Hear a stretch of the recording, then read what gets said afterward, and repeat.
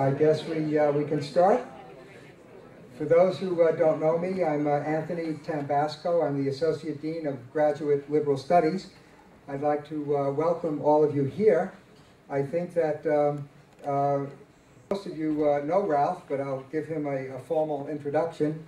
I think I would probably describe him best of all as saying he's one of our prime faculty members. He's full of knowledge and insight that he can also lace with a good deal of humor and human interest, and I'm sure that that's going to come across as he speaks with us today. Ralph also has a good deal of awards behind him that kind of indicate his teaching ability. He was the recipient of one of the years of our Graduate Liberal Studies Excellence in Teaching Award. He has received the Georgetown University Bicentennial Medal, which is awarded to faculty members who serve 20 years or more on campus. And so he's got that to his credentials. So he's been with us a long time, and we're very happy to have him and hope that he never retires. He has been so good in studies that we've also recruited Ralph on occasion for our information nights when we try to sell the program to new people who are interested. We have information sessions down at the National Press Club, and Ralph is the one that we rope in to give a prime example of good faculty member, and he talks about the tough classes that he gives and the really rigorous reading and writing that you'll have to do so that we scare away all the weak students and we get the really good ones. So we're very happy to have him in that regard. I think from the side of his competence, to just talk a little bit about his background, Ralph has his doctoral degree from Georgetown, I believe, right? And never wandered very far from the university. He works in government relations, and he has been able to come back to Georgetown and kind of work out of that competence in teaching in our liberal studies program in the evening. He was the first director of the Builders of Peace, which was an organization trying to encourage private sector investment in a lot of the hot spots around the world to try to promote peace through business and through engagement of people rather than through war. He's got some interesting stories which may not fit into tonight's talk, but his encounters with Yasser Arafat and lots of the other people in the Arab world that would be of interest just in its own right, but we'll see what he talks about tonight. Ralph is on demand in lots of places in terms of lecturing. He travels a good deal in doing that, and he's also quite active in international business and in shaping political leadership. We're very happy to have him here. He's also, on occasions arranged other lectures for us because of his contact with business. So last year we had one of the members of the royal family of Kuwait who came to talk to us, mostly through the aegis of Ralph, who was able to kind of establish the contacts. So he's very helpful to us in a lot of ways, and I hope this evening that he'll be helpful for us in kind of giving us an update on the Arab Spring. So I'm very happy to present to you Ralph Nurnberger.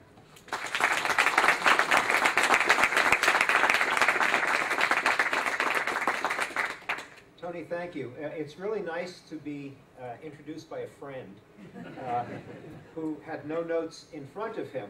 I spoke recently, and the person who introduced me asked for my bio, which is much too long. When you get this age, your bio, you listen to it, and you just keep thinking, this guy can't hold a job.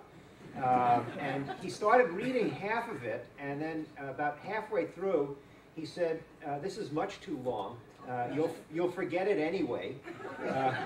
Suffice it to say, we'll hear the latest dope from Washington.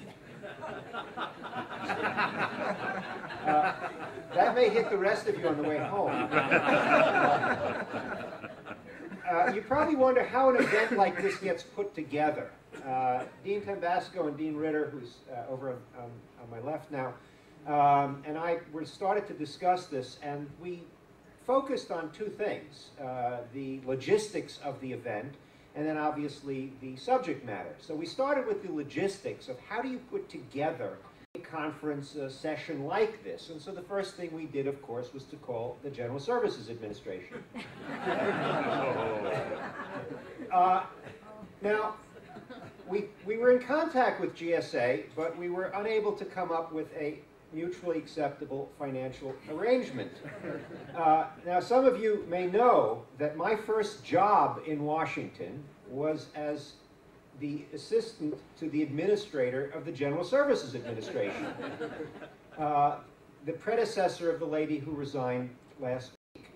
I got the job because I had been playing tennis with him on a pretty frequent basis. And one day in the sauna bath, he said, "What are you going to do when you get your PhD from Georgetown?" And I told him I was in the process of trying to figure that out and was looking for positions. And he said, "Would you like to be my special assistant to the administrator of GSA?" And I said, "Well, since we're in the sauna, you've got nothing to hide." Well, I later found out he had a great deal to hide, because it was through GSA and through my boss that Nixon laundered money to build up his homes in San Clemente and Key Biscayne. Apparently nothing changes at GSA. And when Ford became president, one of the first people he fired was my boss. And one of the first things that the new guy did was to fire the staff of the old guy. And so I suddenly got fired. And so I put on my resume, I was at GSA, but I was innocent. It all happened before I got there. So now I'm not looking for a new job, but if I were, I would start my resume, I was GSA, but I got out before it all happened. So after we decided not to go to GSA, and we tried to figure out how do you put this thing together, we sent a note to the Secret Service. And we told them, we're going to have a party in Georgetown. Would you be able to help us? And we got a response, but I can't tell you what it is, because it was in Spanish. Now, on the ride over here tonight, my wife Susan and her sister Robin and I drove past the tidal basin on our way here, and it sort of set the stage for essentially what this talk is about. The tidal basin, as all of you will probably remember, is the site of one of the best sex stories in Washington, the story of Wilbur Mills. For those of you who don't remember, Wilbur Mills was the chairman of the House Ways and Means Committee and was one of the most powerful figures in Congress. He was basically in charge of all tax and trade policy. And towards the end of his congressional career, he was having an affair with a notorious stripper in town by the name of Fanny Fox, the Argentine firecracker, and was also having problems with alcoholism. And one night he was driving home, or wherever he was going, with Fanny Fox in the car, and he was weaving so much that the cops pulled him off to the side of the road at the tidal basin. And in order to get away, he dove in and tried to swim off, which still doesn't make any sense to me because it's round. You can't go anywhere. In any case, they fished him out, and there he was standing dripping wet with Fanny Fox standing next to him. And he said, "This looks a lot worse than it is. She's a friend of the family's. And my wife would have been here tonight, but she's home with a broken leg." Okay. Mills's staff hears this, rushes to the Mills household, knocks on the door. Mrs. Mills comes and says, "What is it?" And the staffer says, "I've got good news and bad news." Okay. Mrs. Mills says, "Well, it's 3 in the morning. What's the good news?" He said, "Well, the good news is they have just fished your husband out of the tidal basin. It's shown that he's been having a long-term affair with a notorious stripper, that he's a chronic alcoholic. Every newspaper in the world is going to cover this story, and his career is ruined." And she said, "If that's the good news, what's the bad news?" And the staffer said, "The bad news is I'm here to break your leg."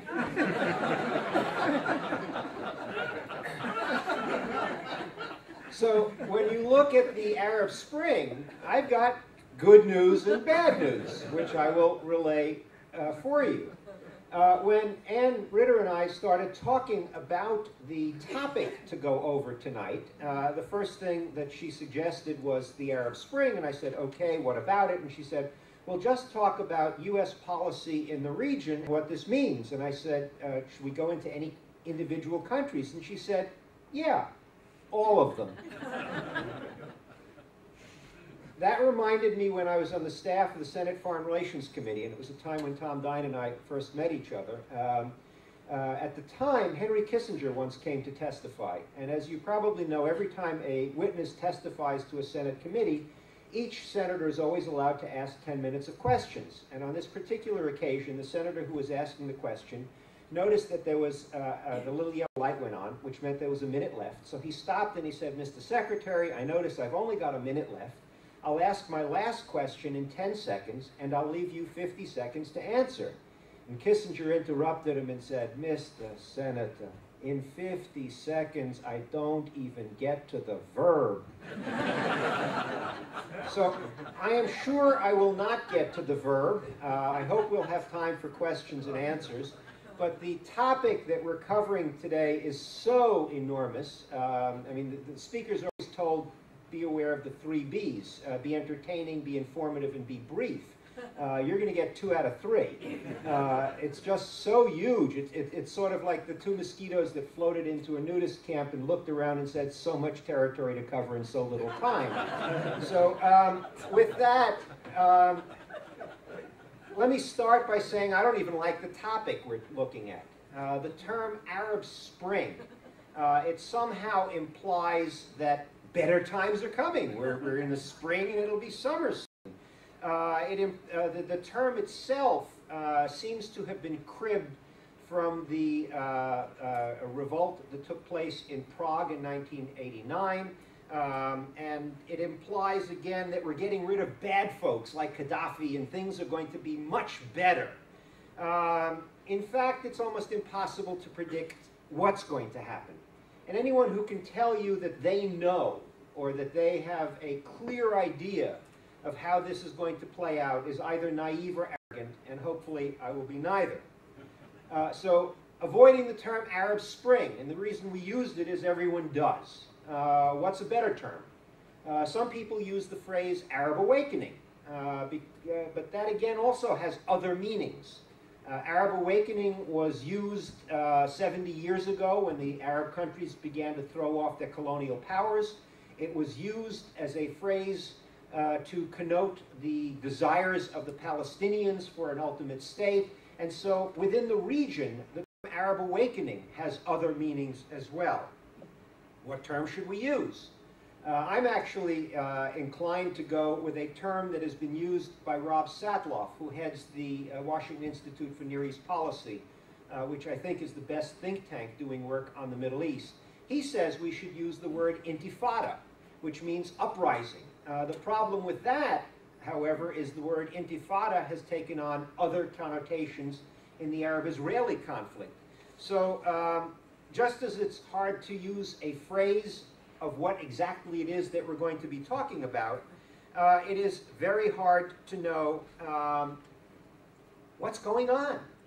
If we had had this talk scheduled a year and a half ago, and if I had gotten up, or someone had gotten up, and said, within the next year and a half, a few minor events are going to take place. Mubarak will be gone in Egypt, Ben Ali will be gone in Tunisia, Gaddafi will be dead, Assad in Syria will be hanging on by a thread, Saad Hariri will be gone in Lebanon, the king in Bahrain will be desperately hanging on, Salah in Yemen will be gone, bin Laden will be killed, Sudan will have split in half, Mali will be split in half. Any one of these would be a wow. You combine them all within the last year and a half, and you go, this is astounding. This is revolutionary. No one knows where this is going to end. But the only thing that we can say with certain is that when this plays out, the Middle East and the world will be totally different than it was just 2 years ago. And it is incumbent upon us, particularly in this city, to figure out exactly what is going on. Revolutions take on a life of their own, and no one can predict where they're going. In 1789, when the French Revolution began as a movement to get rid of the king, and to try and to install democracy for the first time in France, who could have predicted that it would have led to the reign of terror and ultimately to Napoleon? The Russian Revolution, originally designed to overthrow the Tsar, leads originally to a democratic form of government headed by Alexander Kerensky, and within a few months of his rule, to Lenin and then ultimately Stalin and the communists.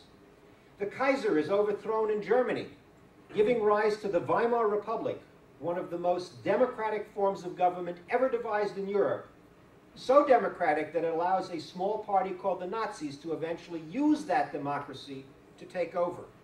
In the Middle East, the Cedar Revolution in Lebanon. Everyone thought, wow, Lebanon is finally going to have a democratic form of government that will be useful. And today, Hezbollah is running the country. So it's impossible to really predict where this is going. Was it possible to predict that this was going to happen at all? In retrospect, the experts missed it. Our CIA, the Israeli Mossad, supposed to be the best, none of them saw this coming to the extent that it ultimately developed. That said, some people did, but couldn't go from point A to point B. The people who saw it best was the Arab Human Development Report, which is sponsored by the United Nations Development Program. It puts together leading scholars in the Arab world to come together and evaluate what is going on in the Arab world. The project began in the year 2000. The first report, which is the seminal report, came out in 2002, excuse me. In the 2002 report, they stated that the Arab region is being held back because of three factors mainly: knowledge, women's empowerment, and freedom.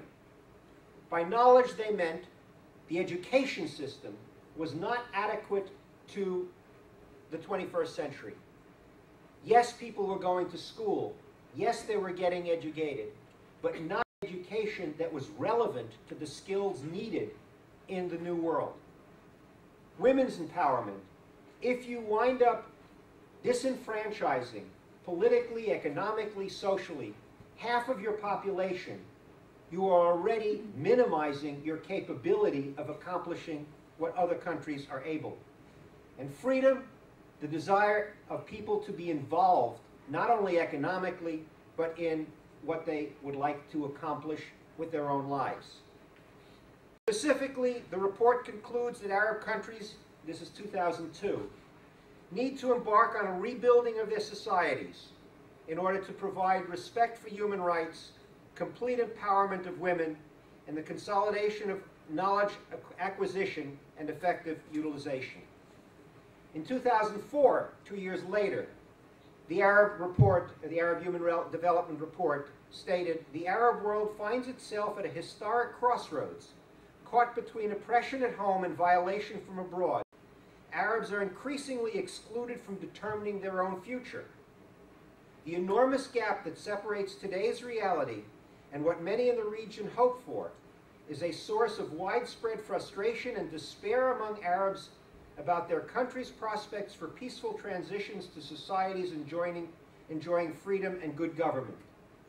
This will have dire consequences." 2004. It was widely read.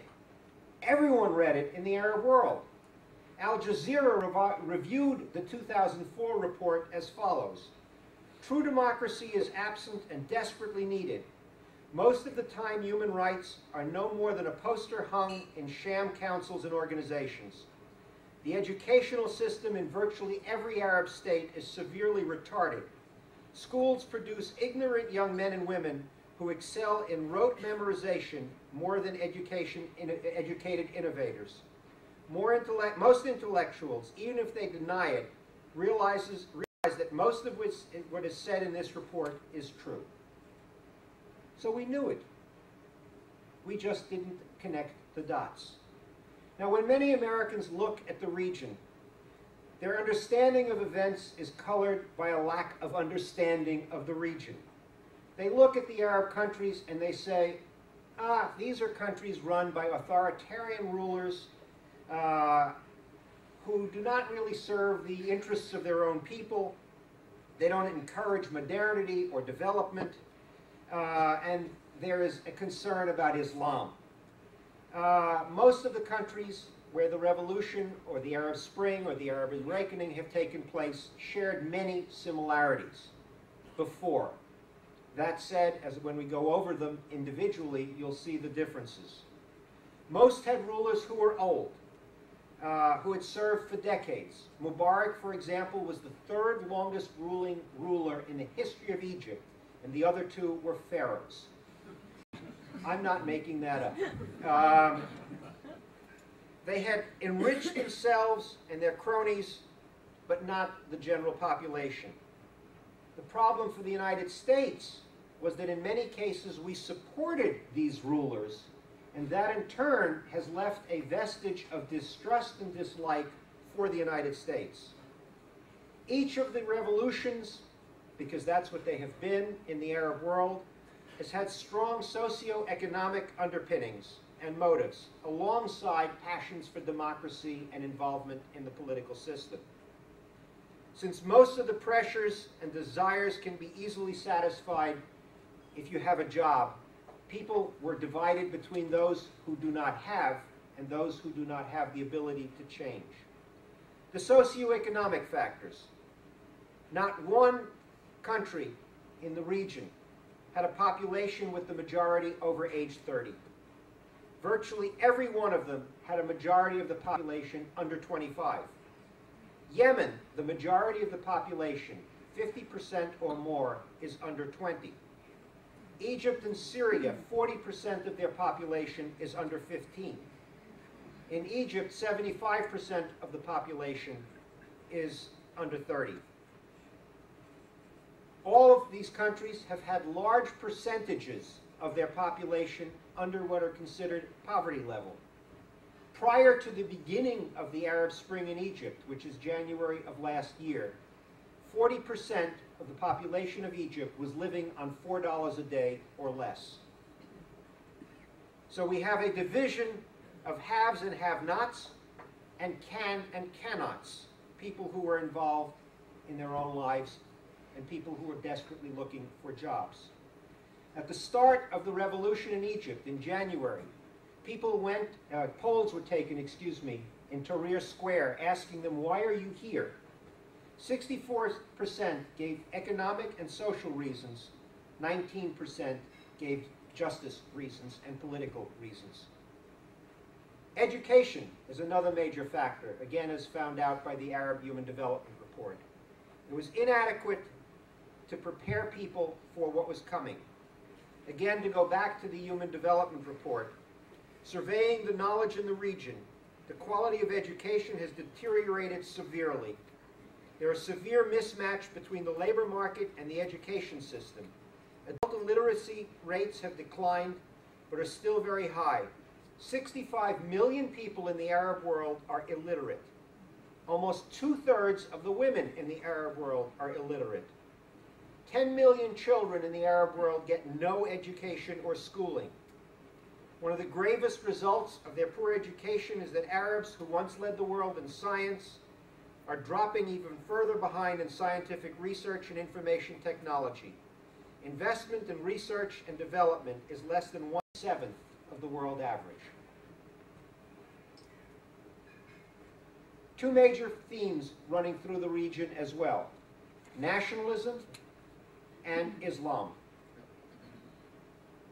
One of the factors that helped change this was the rise of information technology. It was quite new. In Egypt, 10 years ago, 15 years ago, there were no cell phones in Egypt. 10 years ago, there were 1 million. Now, there are 65 million. The effect of this is that the effort by rulers to censor the press and to keep their people in ignorance became much more difficult, because if you could pick up your telephone and get the truth or see what's going on elsewhere, it is impossible or much more difficult to block.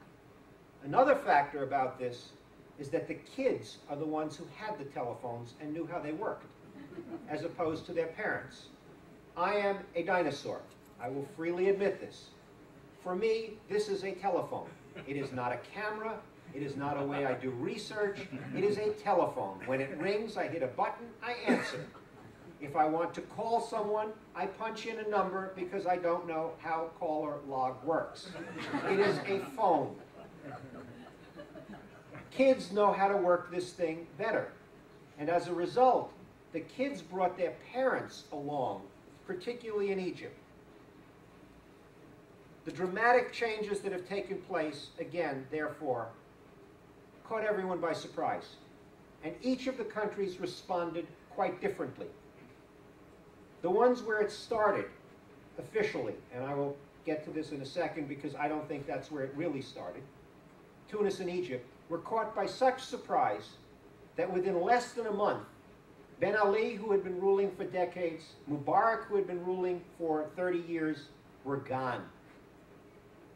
The other Arab leaders saw this and said, we're not going to let this happen to us, and responded, again, depending upon their circumstances, quite differently. In Libya, in Syria, in Bahrain, the response was, we're going to use force to remain in power. In Morocco, in Jordan, the response was, let's see if we can work with these people and try to come up with systems that might be helpful. Another factor, of course, to factor into this is the role of Islam. Islam is the heart and soul and the identity for most people in the Middle East. It always has been since the time of Muhammad. Islamists are likely to gain control, or actually have gained control, in many of the countries. In many cases, this is not surprising. Let me cite the example of Egypt by what I mean by that. Mubarak did not allow secular opposition parties to his own rule. It's real easy when you have no opponent running against you in the presidential race to get 98% of the vote. It's what the Soviets used to refer to as the alternative of one choice. Having no other secular party, Mubarak did allow the Muslim Brotherhood to exist as a party for a simple reason. He could point to them, and when he was under criticism, say, hey, if it's not me, it's them. But to make sure that them don't develop into a real challenge to him, he only allowed the Brotherhood to run for parliamentary seats in 20% of the districts. So if they won every election, they would still only get 20% of the vote, of the seats in the parliament. But that also meant that they were organized as a political party and entity. When Mubarak fell, the Brotherhood was the only party already up and running, all of the mechanisms needed for political parties. And that, in turn, gave them a tremendous upper hand in the overall political struggle that was to follow. If Islam is going to be a major political factor in these countries, as we go through them, give some thought to some questions about what does this mean. How strong will the role of Islam be in each country? Will they form constitutions and legal systems that adhere strictly to Sharia, or will only be based on Sharia? There's a huge difference. What individual freedoms will the Islamists allow for people who are not of their faith? If the Islamists come to power as a result of fair, transparent elections, will that be the last fair and transparent elections? How will they deal with questions of the economy, of the quality of life of the people? For example, countries like Tunis, Egypt, Morocco, a large percentage of their economy is based on tourism. Tourists have a tendency to go to the beach and to drink. What do you do about women who want to wear bathing suits on the beach, or tourists who want to drink alcohol? Strict Sharia won't allow it. Moderate Sharia might. What will a civil state look like? How will you draft a constitution? What is the role of the mosques in terms of a future country? Let me now shift to the countries themselves. Most people, when they analyze the Arab Spring, say that it started on December 13, 2010, when Mohamed Bouazizi, a fruit and vegetable vendor in Tunisia, set himself on fire. Background on Mr. Bouazizi. He had a master's degree. He couldn't find a job. The problem in Tunis was that it educated a large number of people and then didn't have quality economic opportunities for them. And so in order to support his family, Bouazizi had a fruit stand on the streets. And government bureaucrats told him he didn't have a proper license for this fruit stand and closed him down. He was unable to get the license, was so frustrated by this that he set himself on fire and set the whole region on fire. He did this on December 13. He died on January 4th. And by January 14th, Ben Ali's rule of decades, Ben Ali was gone and had moved to Saudi Arabia. Most people think that's when it started. I don't. I think it started in June of 2009 in Iran. As a result of the elections in Iran, and we still don't know who won that election, we're still waiting for the absentee ballots from Florida. The people in Iran protested. The so-called Green Movement began. Nada was killed on the streets of Tehran and someone caught it on a cell phone. And suddenly the image of that went viral throughout the Arab world. You don't like what's going on, get in the streets, protest.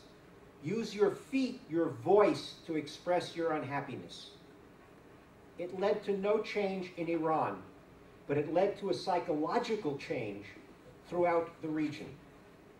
The first government to fall in 2011, again, was not Tunis, but Lebanon. In Lebanon, the Prime Minister of Lebanon, Saad Hariri, who, by the way, when he lost his job as Prime Minister, that reduced in half the number of Georgetown graduates running Arab countries. The other is Abdullah of Jordan. We'll get to him in a little bit. Saad Hariri, his father, Rafiq Hariri, whose building is literally walkable from here, next building over, named the Rafiq Hariri Business Center, donated by Saad Hariri, was blown up in February of 2005. Ultimately, Saad became the Prime Minister of Lebanon. He participated and had Lebanon participate in a UN-sponsored investigation on who was behind the murder of his father, together with, I believe, 22 other people. The UN figured out that it was someone named Mustafa Bendradini, who was the brother-in-law, I believe, of Iman Mougnier, who was behind the blowing up of the Marine barracks in the 1980s and the Jewish Community Center in Argentina. Lovely family. Saad Hariri said he wanted Lebanon to participate in the finding out of who killed his father. The problem is these people were Hezbollah. Hezbollah told Saad Hariri, stop the investigation, because the last thing they wanted was to be implicated in the murder of the former prime minister. He refused. He was literally in Washington meeting with Obama in January of 2011 when Hezbollah forced 11 ministers of the Lebanese cabinet to resign, collapsing Saad Hariri's government, leading to the replacement of Saad Hariri by Najib Mikati as the Prime Minister of Lebanon, and the first government in the Arab Spring suddenly fell. The next to go was Tunis. We've talked a little bit about it. I won't go into too much detail. I'll go into more detail mainly on two countries, Egypt and Syria. In terms of Tunis, Ben Ali went, and they began slowly to set up the structure for ultimate elections. And in fact, in October 23rd of this past year, Tunisia became the first Arab country to hold free, fair, transparent elections. They were also the first Arab country in which the Islamists gained a plurality. The Ennahda party ultimately wound up with 41% of the vote. They got 90 out of 218 seats in the parliament. Obviously not enough to run the country, but certainly enough to become the power in the country. As a result, Rashid Ghannouchi became the prime minister. He was the founder of the Ennahda party in 1981 and suddenly found himself in the position of being prime minister. He reached out to secular parties. The party that finished second in the election was the secular Congress for the Republic Party. They finished with 14%. And that put them over 54%. So it was a coalition of the so-called moderate Islamists and the secularists. That has put tremendous pressure on the Ennahda party. The liberal secularists want a more secular society and say, we're part of this government too. And the more extreme Islamists, the Salafists, want the Ennahda party to move more towards even stricter interpretations of Islam. As a result, there were riots on the campuses of universities in Tunis last week, with the issue being, should women be allowed to take final exams if they are not wearing the veil?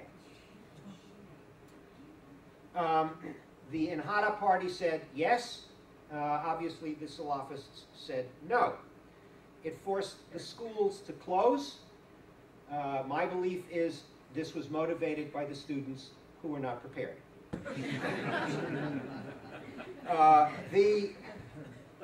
I'm probably wrong.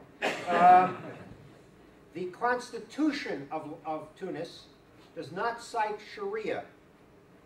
It does refer to Islam as the state's religion, as to Arabic as its language.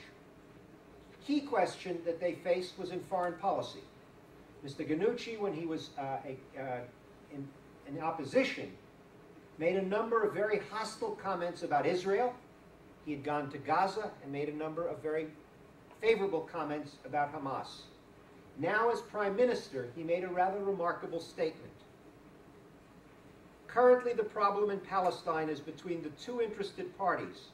My energies and interests are focused on Tunisia.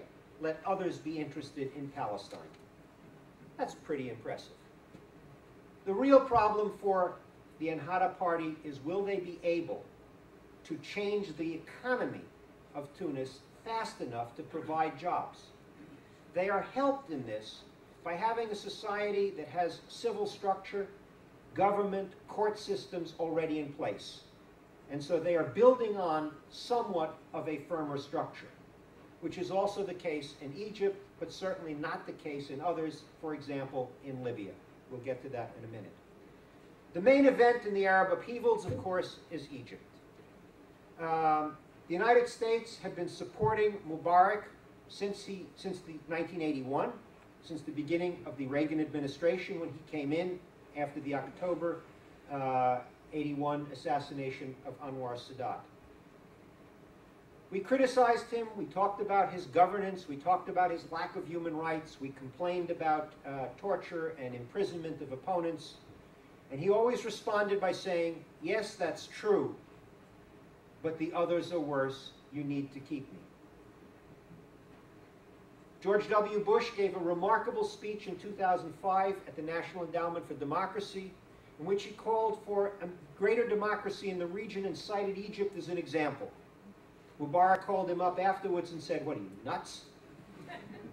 If you have that, I'm gone, and you lose your main friend in the region. And the Bush administration verbally supported it, but dropped the issue. Barack Obama had a similar experience. He went to Cairo in June of 2009, and no one threw a shoe at him. And gave a speech, for those of you who don't remember. Anyway, he gave a speech in Cairo again calling for democracy in Egypt. And Mubarak called him up and said, "What are you, nuts?" And the US dropped it. For the United States, the crystallizing, defining moment in the Arab Spring is going to be, how do you square American impulses that include contradictory factors, such as desire for democratic change, desire for stability, wariness of Islam, and yet a desire for these countries to like us at the same time. The outcome of the political turmoil in Egypt, by far the most populous country in the Arab world, is of enormous consequence for the United States. And the way it plays out will set a precedent for the rest of the region. In order to understand what is going on in Egypt, you have to look at three forces in particular who are in a constant balancing act with each other to see how and who will run Egypt. First, you have the kids in the street, Tahrir Square. The kids whom we all felt so wonderful about. We watched them on CNN and we felt this is wonderful and great.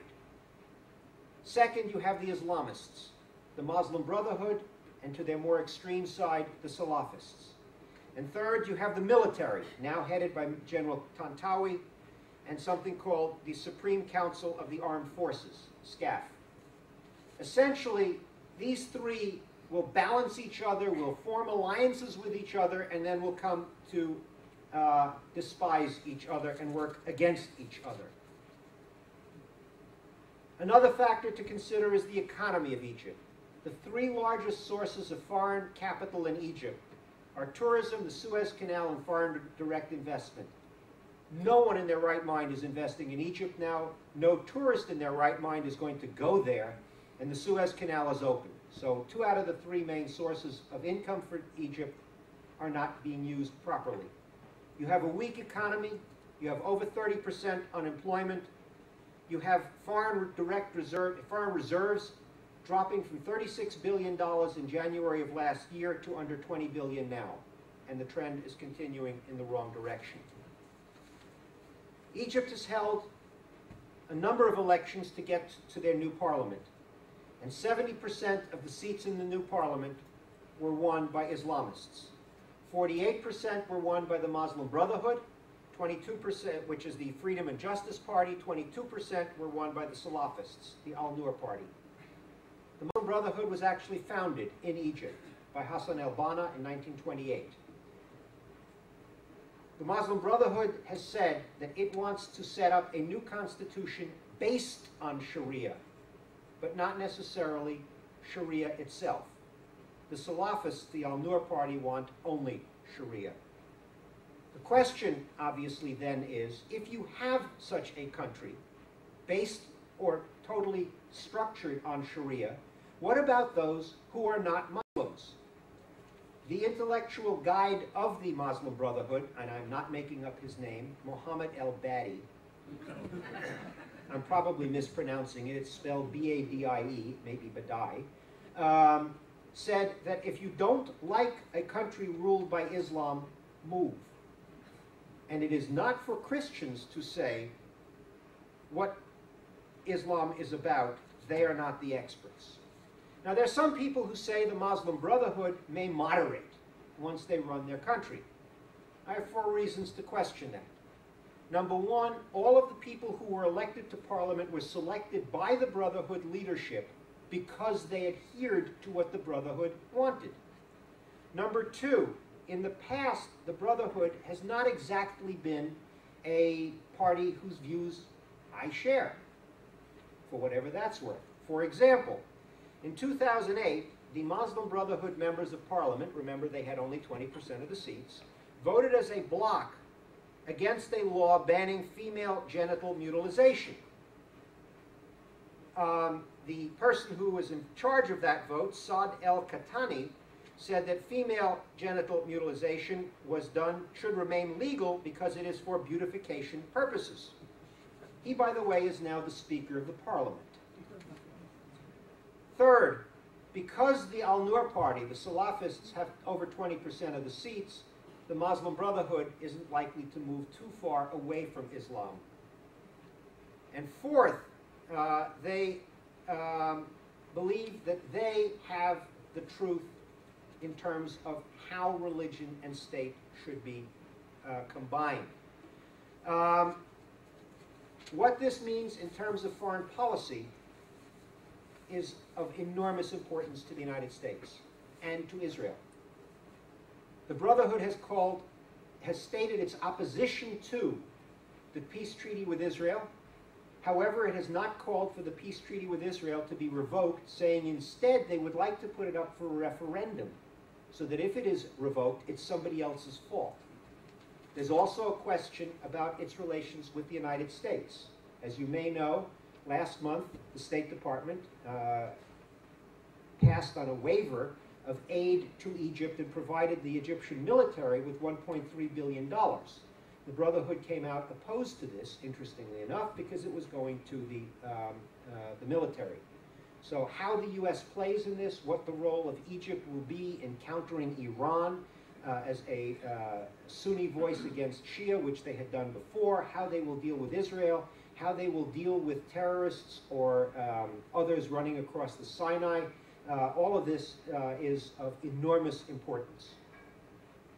Egypt has been in the news a lot in the last week because of their presidential campaign. Let me try and give you a quick background on that and then move on to Syria. You may have seen that the Egyptian Supreme Court announced that 10 candidates for president are ineligible to run. Of these, 3 are important. The first, Kiryat al-Safar. Al-Safar was the candidate of the Brotherhood. Now, the Brotherhood had said they were not going to run someone for president, but then they felt they better challenge the military and put him up. He is the leading figure in the Brotherhood. He's a multimillionaire, a banker, and he was declared ineligible because during the Mubarak regime, he had been put in jail as a political prisoner, and convicts are not allowed to run for president. So he was knocked out. The next one is Mr. Abu Ismaili. He was the Salafi candidate. He was knocked out because he was running on an anti-American, anti-Israeli platform, but he forgot that his mother had moved to Los Angeles for a while, lived in Los Angeles, voted in American elections, and had dual citizenship, including an American passport. And Egyptian law says that if you run for president, you, your spouse, and parents must all be pure Egyptians. And so, having lived in Los Angeles, that made him, the mother lived in, that made him ineligible. He claims that the US CIA manufactured the fact that the mother was in Los Angeles and that the passport and voting records are frauds. Neighbors of hers in Los Angeles, however, seem to remember her. The third candidate, Omar Suleiman. If I asked you to take out a piece of paper and come up with the worst possible candidate for president in Egypt, you couldn't match this guy. He was in charge of the Secret Service under Mubarak, with his specialization being torture, illegal arrests, and wiretapping. He was the vice president under Mubarak at the end, whom Mubarak had said should be the temporary replacement for himself until Mubarak's son would ultimately become the next president. He was declared ineligible because they quickly passed a law saying anyone who had a high-level position in the Mubarak administration is ineligible to be president for 10 years. Mr. Suleiman, by the way, is in ill health, in a wheelchair, and 75 years old. And they also said that his collection of signatures to be put on the ballot, you needed 30,000, and he came up with 18 votes, 18 signatures short. Whatever. In any case, the elections there, they are being blamed. The Brotherhood is blaming the military for putting up Suleiman to knock al-Shader out. By the way, they knew he would be knocked out, which is why they came up with a backup candidate.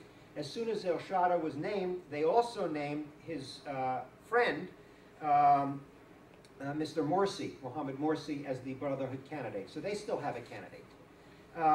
The elections will be held on the 23rd of May, If no candidate gets 50% of the vote, there will be a runoff.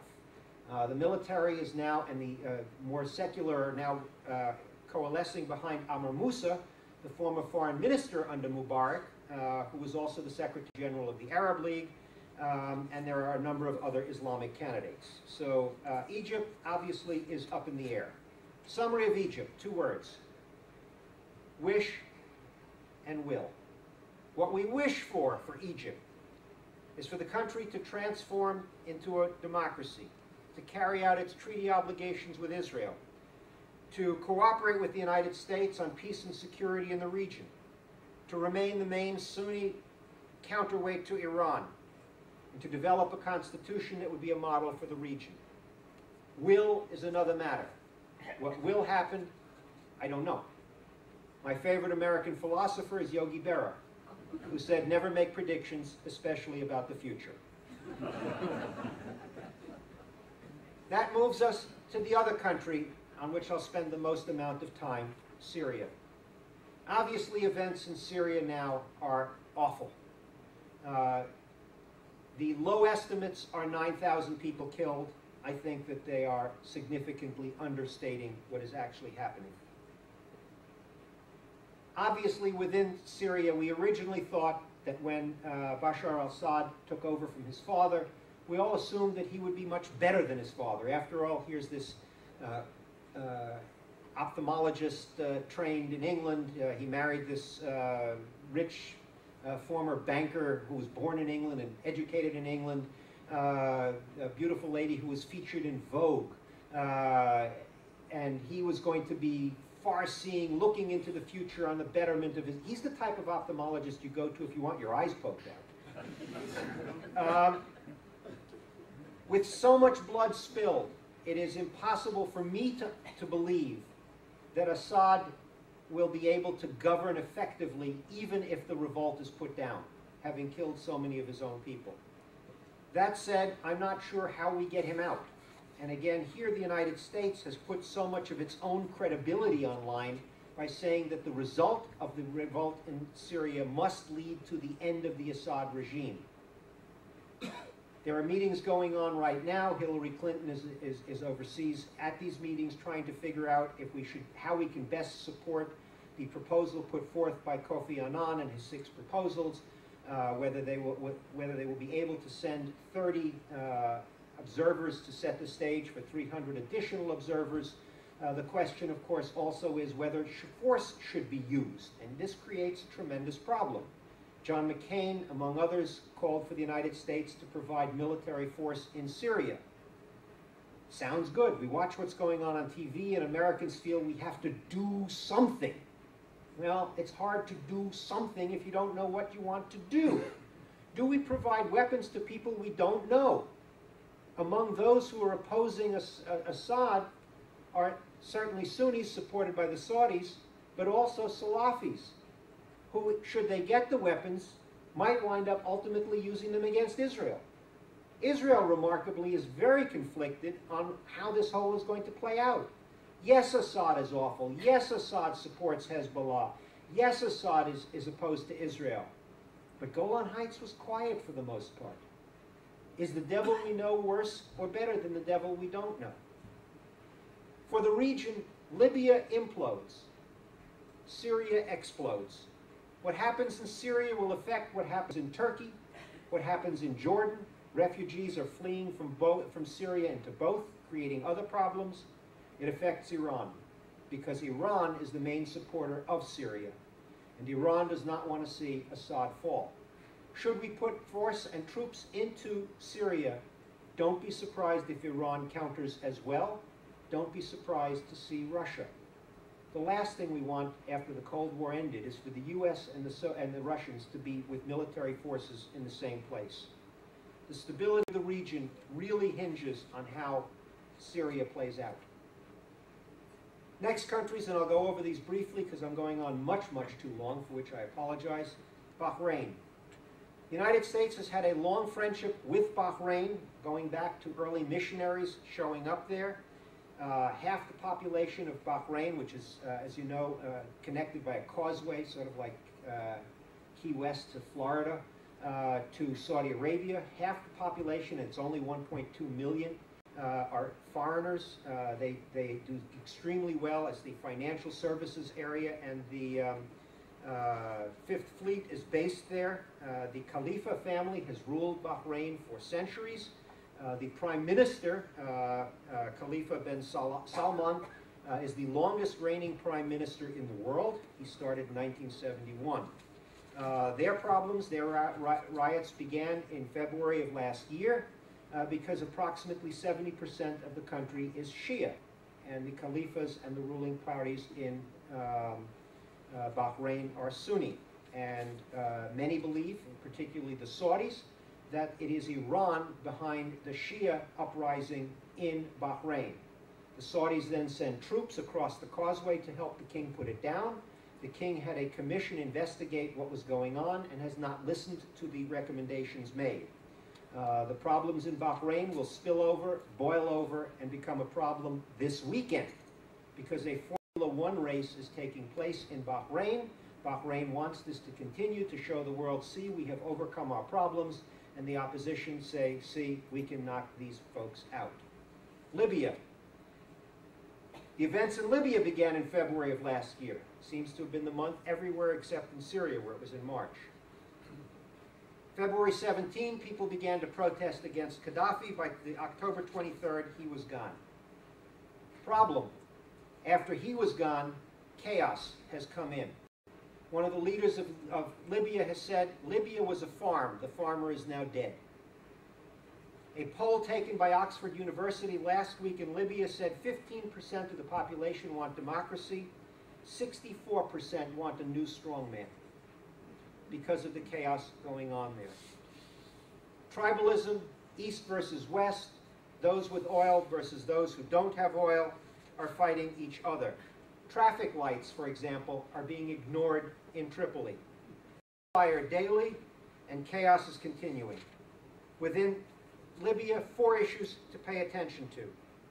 Number 1, you have to somehow reconcile the various differences and groups together. Number 2, you have to stop the flow of weapons out of Libya. Libyan weapons under Gaddafi are now being held or showing up in Gaza, in Somalia, and in Mali. I'll get to that in a minute.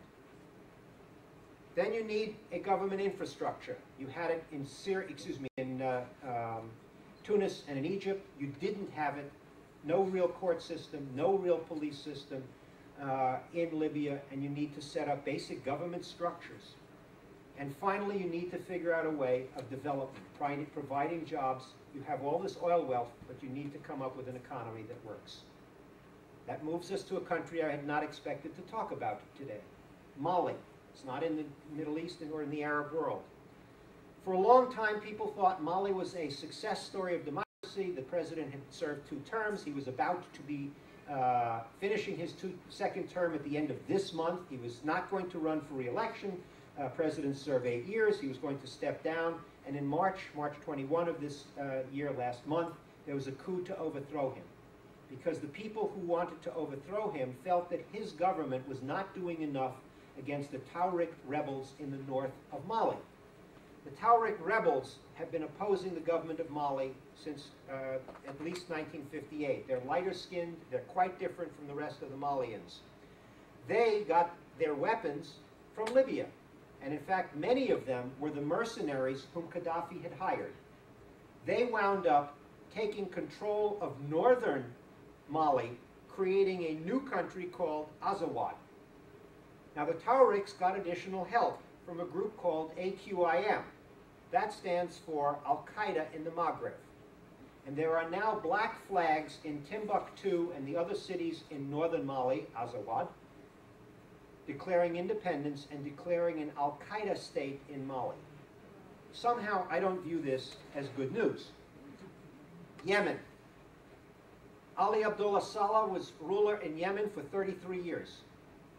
He kept saying he would leave, he left, and then he kept coming back, sort of like the bad penny. He was replaced in an election in February by Abed Hadi, his vice president, who ran unopposed. People who run unopposed tend to win. Southern Yemen has wanted its independence from northern Yemen since 1990. A civil war broke out in 1994. Al-Qaeda's base in the Arab world is in Yemen. And as a result, the United States uses drone attacks to go after people in Yemen whom we suspect of being involved with Al-Qaeda. For example, Anwar al-Awlaki, the former American who moved to there, whom we blew up earlier or late last year, is an example. You may have seen the Washington Post 2 days ago saying that the Obama administration now wants permission to use drones even if we don't know whom we are hitting. And we're going to do that. And the people who were polled were asked, what is the single most important question to you personally?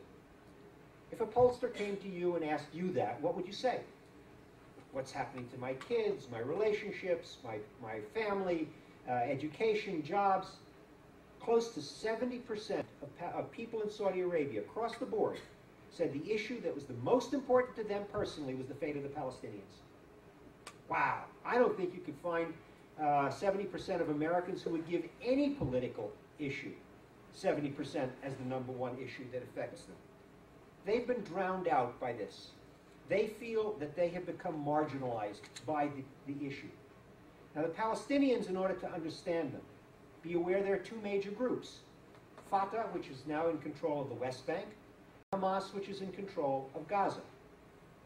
And Hamas was able to kick the Palestinian Authority out of Gaza in June of 2007. And they are at loggerheads. On February 6th, they met and agreed to come together to hold elections on May 23rd. I wouldn't bet on those happening or of those reconciling. Obviously, the key issue for the Palestinians is not only their economy. If it were, Salam Fayyad, who is the prime minister, would be a national hero. The interesting thing about the Palestinians is we don't even know who their leaders are.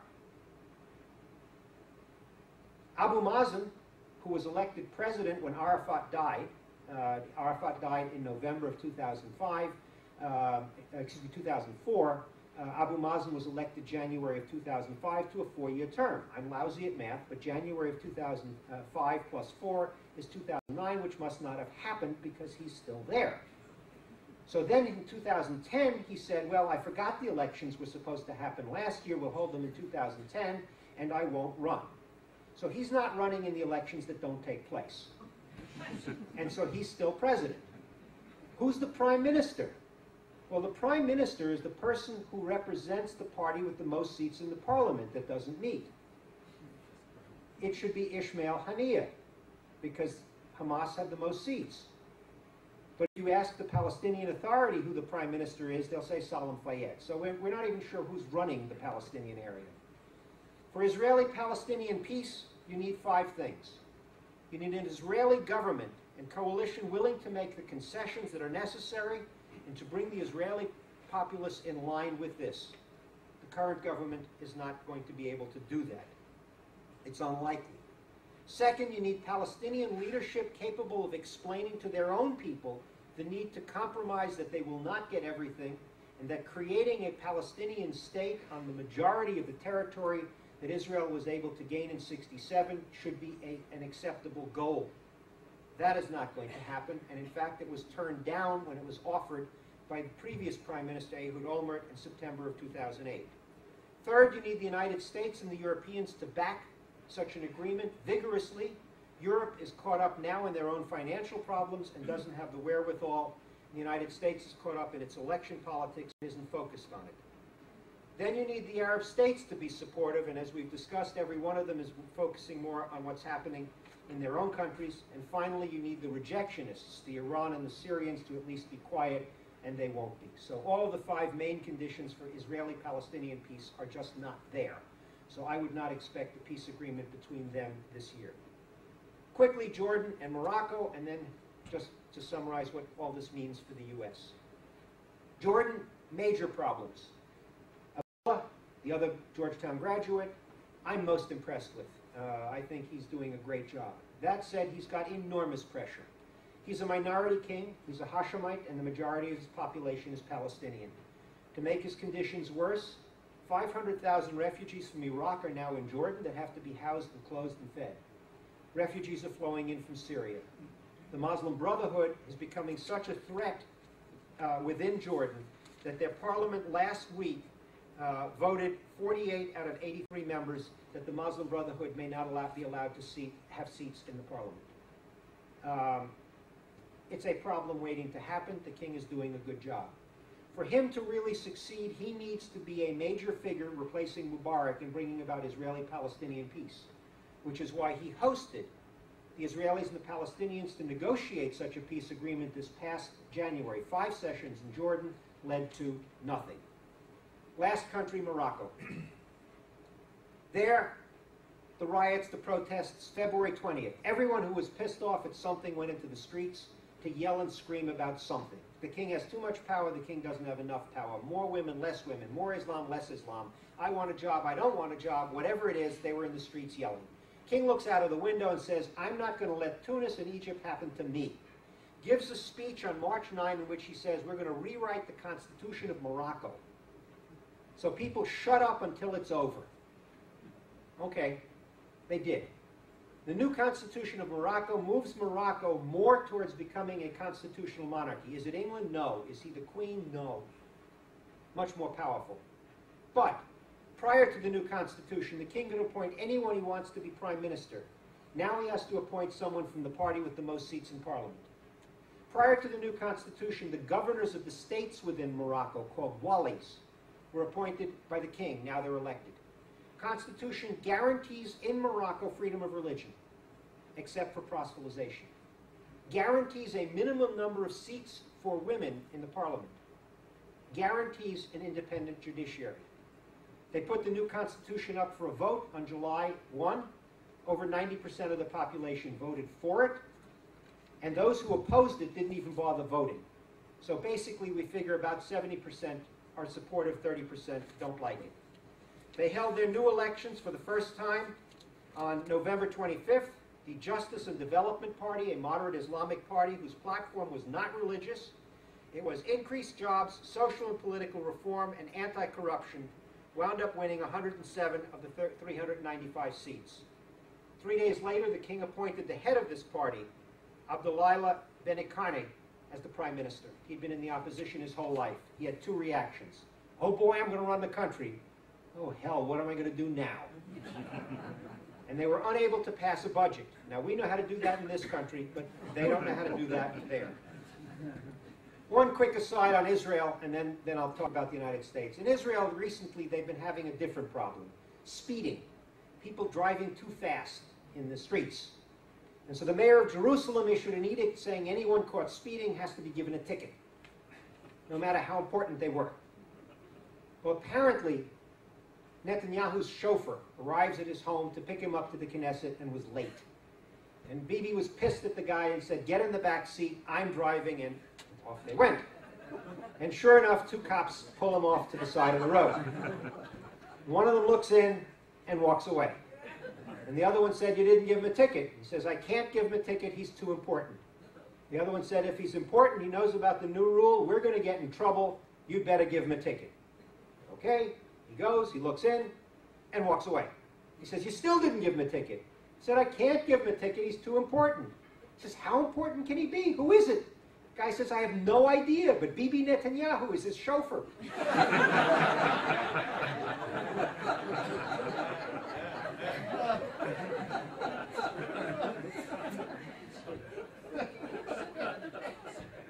What does all this mean for the United States? This couldn't be happening at a worse time for us. We're losing major friends. Mubarak, Ben Ali are gone. Saad Hariri is gone. We're retreating and have left from Iraq and talking about leaving Afghanistan. Our military is reduced in strength. The peace process, which we have been pushing between Israel and the Palestinians, is stalled, and we are caught up in election politics.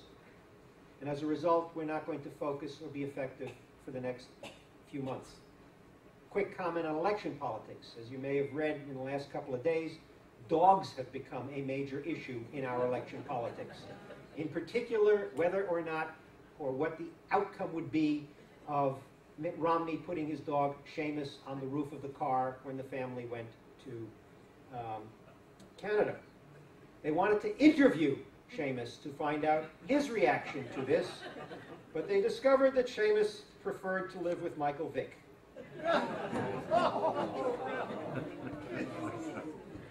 Sorry about that. Anyway, could the U.S. have influenced this whole thing? Probably not. This is Arab in nature, it is Islamic in nature, it is nationalistic in nature. And those who say, the Obama administration should have, first of all, hindsight is great, and second, I'm not sure even with hindsight we could have made a great change. Our power in the region has declined. What we're witnessing in this region, and I'll end on these notes, is the effort to try and establish democracy in places where it has not been before. In the United States and in Europe, you look back on Locke and Spinoza and Adam Smith and Voltaire setting the stage for Thomas Jefferson and Benjamin Franklin and James Madison. In the Arab world, they don't have that. They're starting at the end of the process and trying to work backwards. Getting rid of some of the authoritarian rulers in the region, good news. Islamists coming in, hard to know if it's good news or bad news. Resentment of the United States has grown and is there, and is a big problem for us. Accomplishing the goals overall is not going to be easy. That said, in all the tumult and the upheaval, take some solace in the fact that America's main goals in the region are simple and are still there and accomplishable. Number one, that no power have the military strength to prevent oil from leaving that region at a usable area or price. Number two, that no power or group of powers is so strong to disrupt the whole region. Number three, that the United States is able to continue its support for Israel, and that no new country comes in, undermines that as well. With those as the goals, we are faced with the dilemma of how you ultimately achieve this, and how close we will be to achieving peace. It reminds me, and I'll end on this note, of two guys who went hunting for elk in Alaska. And they were taken in a small plane, and the pilot dropped them off and said, "Please only shoot one elk, because I'm coming back to get you in 2 days, and this plane can't carry more." And the hunters agreed. 2 days later, the pilot comes back, and there they are standing proudly with 2 dead elk. And the pilot says, you killed an animal for no reason. I can't take it back. The plane isn't strong enough. And one of the hunters said, well, last year we came to the same place. And the pilot had exactly the same plane. And he told us exactly the same story. And we had exactly the same argument. And finally he agreed to take both elk in the plane. Aren't you as good a pilot as he is? And so he didn't want to have his ability questioned. He said, are you sure? Yes, you are. They argue, okay, fine. They put both elk in the plane. They take off. They barely clear the first set of trees, come to the second set of trees, and the plane, bottom of the plane, scrapes the trees and smashes into the ground. Hunters thrown in one direction, pilot thrown in another, elk thrown in another. Finally, one of the hunters turns around and says, where are we? The other one looks around and says, well, we're 100 yards further than we got last year. That's where we are in the Arab Spring. We're 100 yards further than we were 2 years ago. Anyway, let's take some questions, and I've gone on too long.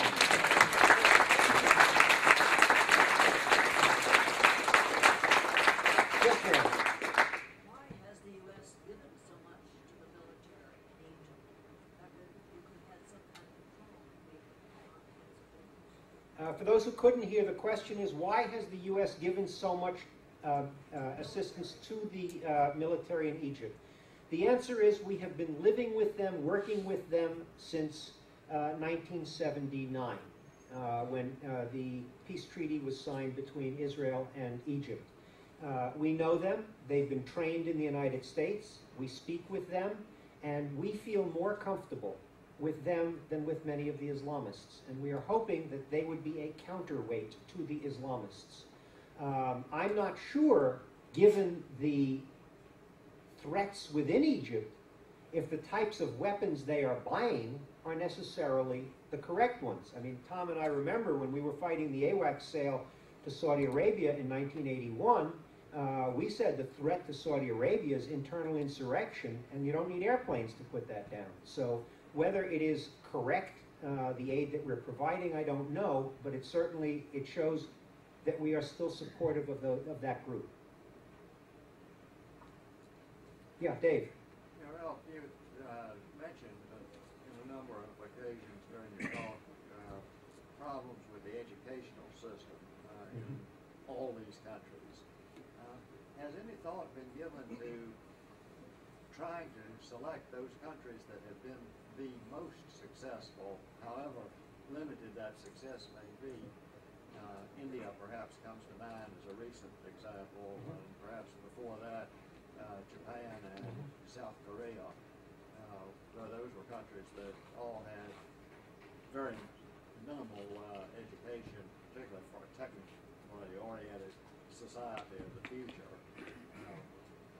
Could those countries somehow be used as a role model for the Middle Eastern countries that so desperately and obviously need it?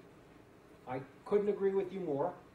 And obviously the future of these countries is the education system.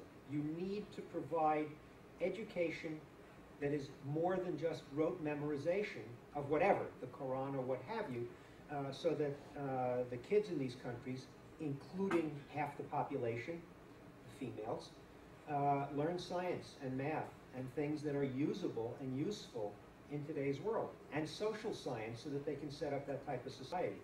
But that means you need a government that is willing to allow education that calls for people to learn how to think instead of just memorize. The best ones in the region were probably Morocco and Tunis, and those can be used as models. Lebanon was another one with a very good education system, particularly since the mid-1900s when the United States helped set up university system there. They know how to do it, but you need political leadership to allow it to happen. That was what the whole Arab Human Development Report was calling for. Education systems that train the next generation for the problems of the future. Yes, sir. What do you see as the effect, if any, on Turkey? I deliberately stayed away from Turkey because it's just, I went on too long as it is. Obviously, Turkey is an expert here, an expert there. I'm concerned with an expert there on Turkey. I'm concerned when people know a lot more about an area to answer. But Turkey is expanding in so many different ways. First of all, their economy is booming. There has been an enormous change in Turkey economically and socially since the first time we went, which was in the 90s. And now, I mean, the growth is astounding. The change in Turkey is astounding. Next, Turkey, Erdogan, and Davutoglu see an opportunity for themselves in reaching out to the Arab world and establishing themselves as a major leader in the Arab world.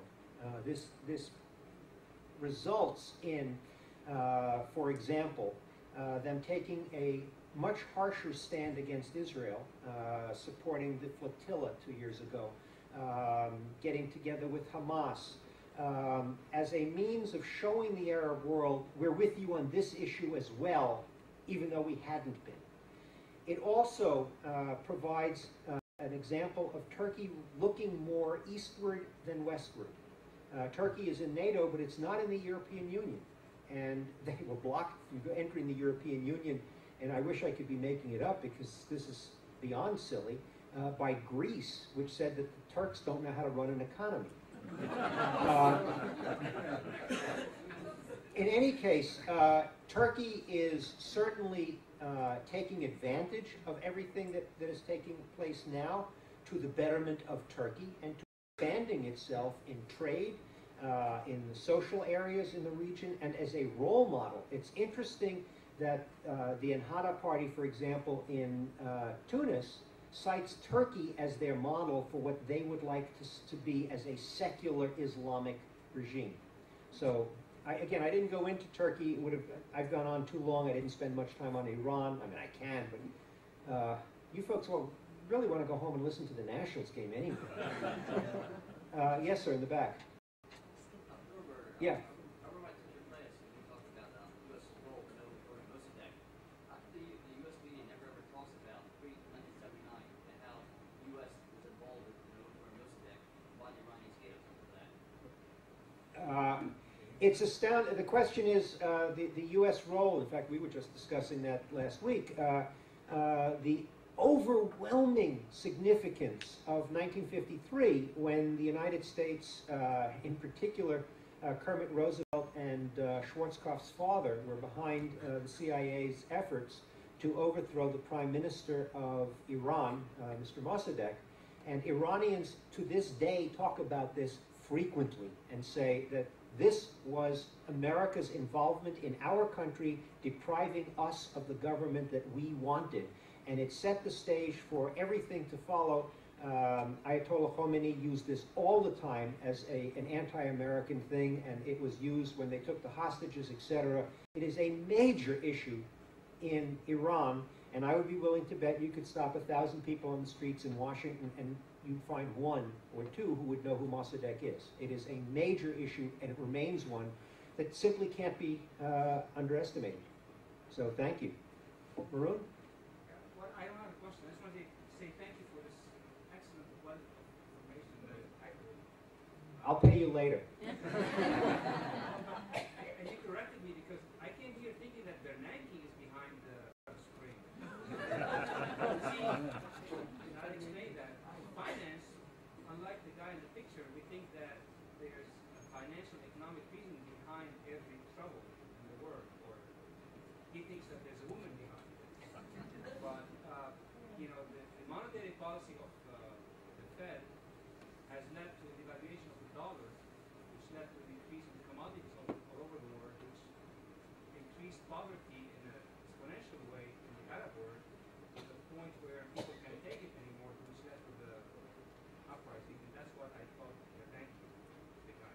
Anyway, thank you for this. Okay. Alex?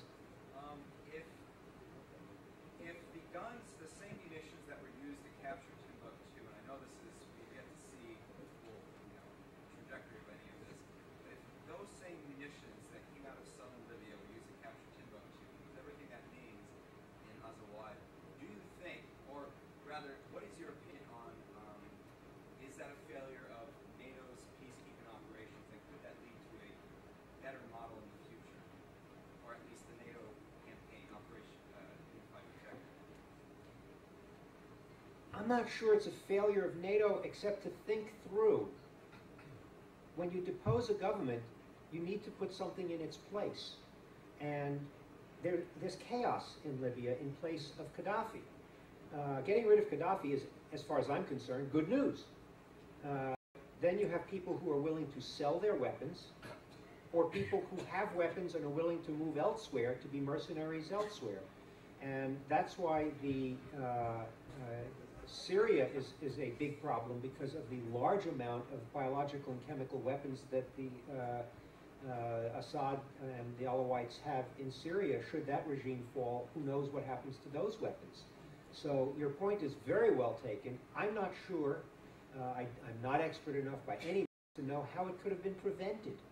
I don't think we had enough people on the ground who were not Libyan who were able to say, we need to stop the arms trafficking. So I'm not sure how it could have been prevented, other than to point out that those weapons are now finding their way into bad places, Somalia, Gaza, Mali, etc. So you're exactly right to raise that issue. Again, in hindsight, I'm not sure how it could have been prevented. Yeah. Why did I know you were going to have a question? I didn't want to disappoint you. At the very end of your talk, you mentioned the U.S. having three primary goals in the Middle East, and you said that they were achievable. Mm-hmm. What are the steps that we could or should be taking that would in fact foster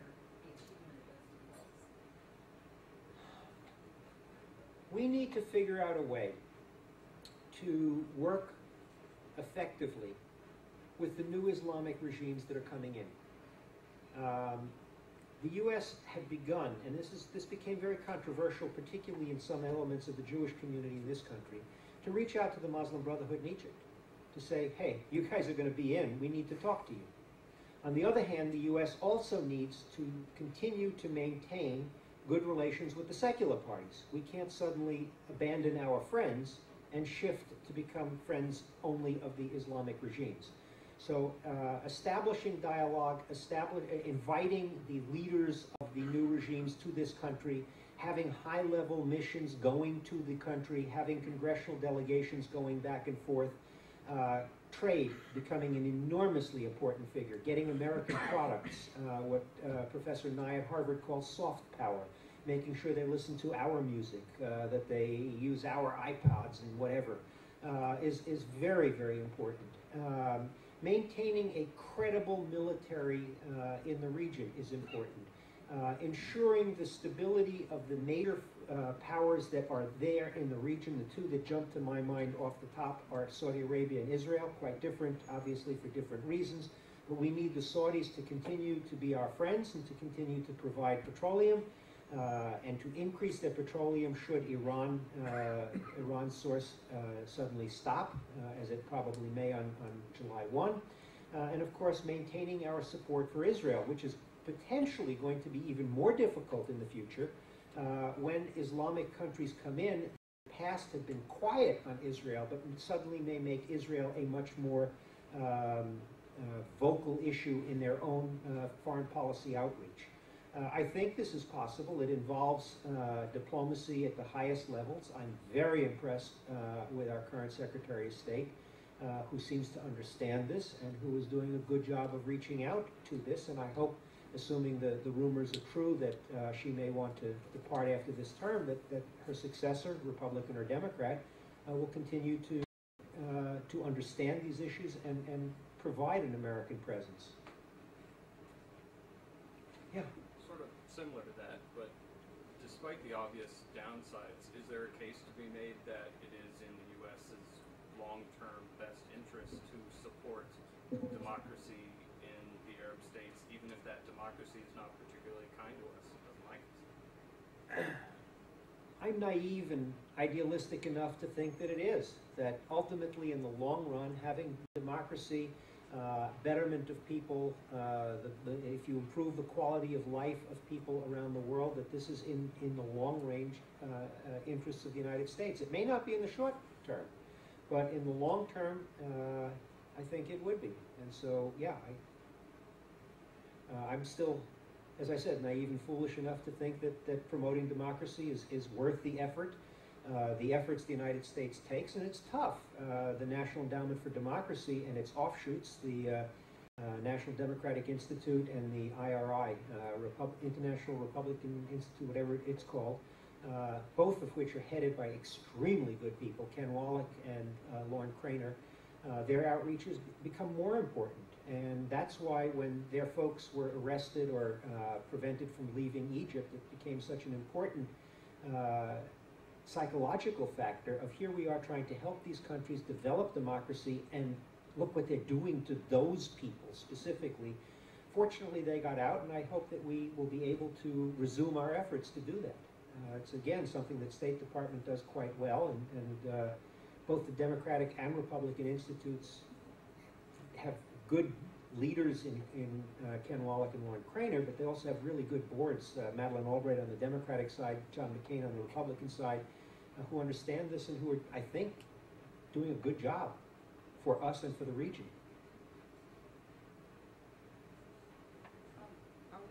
Is the United States working with Iran to trying to communicate with Iran about their nuclear facilities so that we can persuade Israel to sort of cool its heels and back off the fear of... Well, Elizabeth, you and I have exchanged emails recently about this. Obviously, the question is Iran's nuclear threat and capabilities and so forth. it is the most urgent issue in the region that we need to worry about. Iran learned the lessons of Syria and Iraq. Saddam Hussein was a great humanitarian. He cared deeply about his own people, and as a result built his nuclear facility, Osirak, in the desert, so that they wouldn't be subjected to nuclear fallout should there be a problem. The Israelis went, bombed it, poof, it's gone. The Syrians built their nuclear facility out in the middle of nowhere. The Israelis bombed it, poof, it's gone. The Iranians learned their lesson.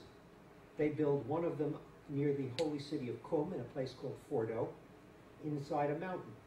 You can't just bomb it, poof, it won't be gone. And another one is under the streets in Tehran. You bomb it, you kill thousands of civilians.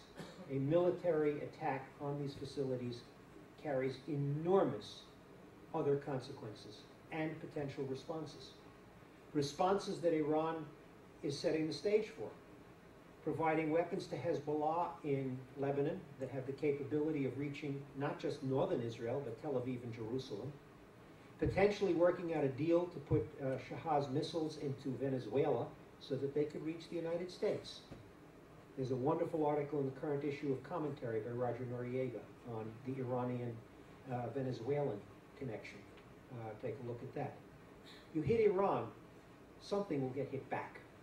And so dealing with Iran on the nuclear issue becomes critical, which is why the talks that were held last week are so important, which is why the next set of talks, which will be held May 23rd in Baghdad, are so important, to try to see if there is a way for the Iranians to agree to having inspectors, less enrichment, and so forth, as a means of also reducing the sanctions against Iran. The sanctions are finally taking effect. The rial in Iran has dropped in value dramatically, over 0.5%.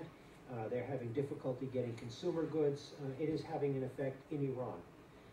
In terms of the best of all possible results in Iran, regime change. Is that going to happen? I don't know. But it's certainly a very difficult issue that is being worked on. I mean, the talks were this past week. Why don't we take one more and then people can enjoy themselves. My wife won't let me go to parties because she says I depress people. In fact, members of our book club are here, and they won't let me talk because they said every time we get near you, we go home distressed. Anne? I'm thankful some of your thesis writers are here, and Dr. Tambasco is reading many theses that I've also read, 49 this spring. Oy. Many of them on the Middle East, many on the problems of women and children.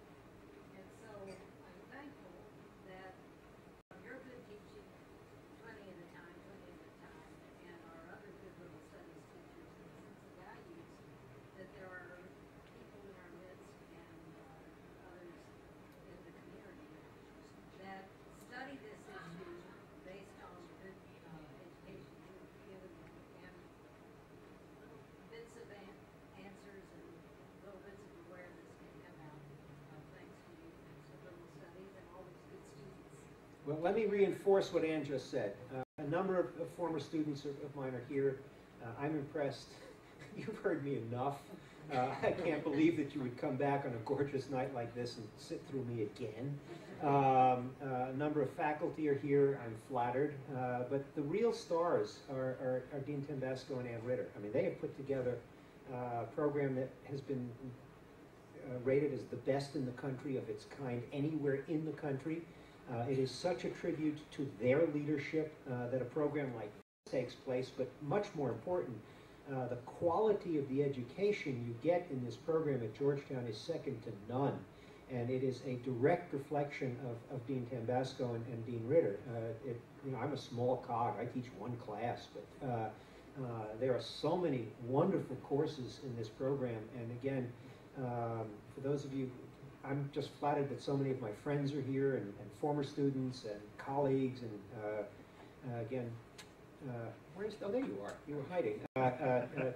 Hiding in full view. Tony and Ann are really the stars of this whole program and evening, and again, for that, I thank you.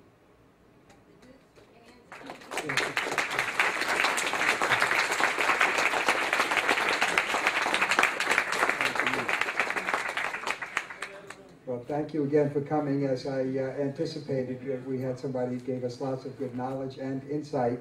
I'm still thinking, actually, I was distracted through the whole talk when he told us we got the latest dope from Washington, so whatever. Anyway, thanks for coming, and we hope you enjoy the rest of the conversation this evening, and maybe some more with Ralph himself. Thank you. Thank you.